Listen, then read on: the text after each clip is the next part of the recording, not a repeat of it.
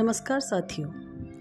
हम नारियों का गृहस्थ जीवन जब शुरू होता है तो इसका प्रारंभिक दशक बहुत ही भीड़ भरा होता है।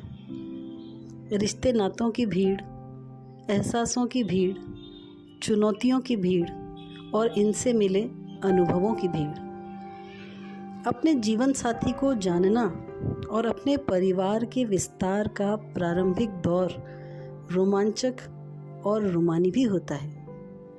इसके बाद का दूसरा दशक बहुत ही अलग होता है। यहाँ आपकी गृहस्थी पुरानी हो चुकी होती है और पहले दशक की लगभग सारी चुनौतियाँ अप्रासंगिक सी हो जाती हैं। इस समय सारे चिंतन और ऊर्जा की धारा सुखद और सुरक्षित भविष्य प्राप्त करने की दिशा में गतिशील हो जाती हैं।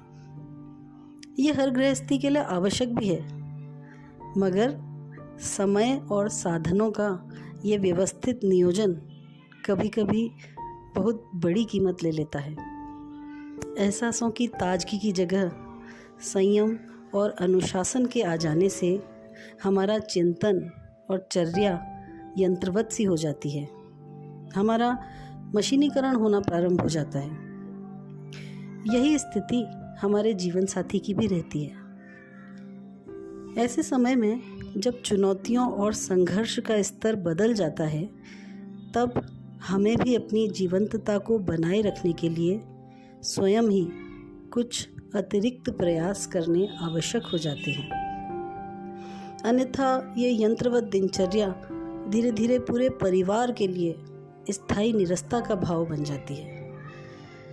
छोटे छोटे प्रयासों से हम कैसे अपनी चिंतन ऊर्जा को सकारात्मक रूप से आवेशित कर सकते हैं, ऐसे ही भावों में गुंथे हुए कुछ विचार प्रस्तुत हैं। जब मैं नींदों में कुछ ख्वाब पुराने बुनती हूँ, बचपन की मीठी यादों में, झूलों खेलों मेलों में, सखियों के संग अटखेली में, बचपन जिंदा करके ख्वाबों में मैं चुपके से जी लेती हूँ। जब कभी एल्बम सहेजते समय पुराने दिनों को निहारती हूँ, मैं जाकर बीती यादों में अपने कल में मगन होकर मैं चुपके से जी लेती हूँ।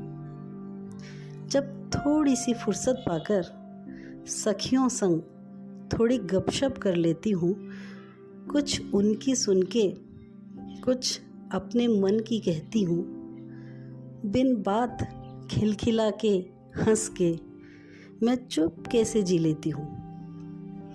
दुनिया की दुनियादारी से, घर की सब जिम्मेदारी से फुर्सत पाकर जब बगिया में घने वृक्ष की छांव तले शाखाओं संग झूम झूम खुद को उनमें भूल भूल मैं चुपके से जी लेती हूँ। सुबह जरा सा समय निकालकर जब मैं कुछ लिख लेती हूँ, सुबह जरा सा समय निकालकर जब मैं कुछ लिख लेती हूँ, मन में उमड़ घुमड़ रहे भावों को कागज पर जब उकेरती हूँ, मैं थोड़ा सा जी लेती हूँ, मैं चुपके से जी लेती हूँ।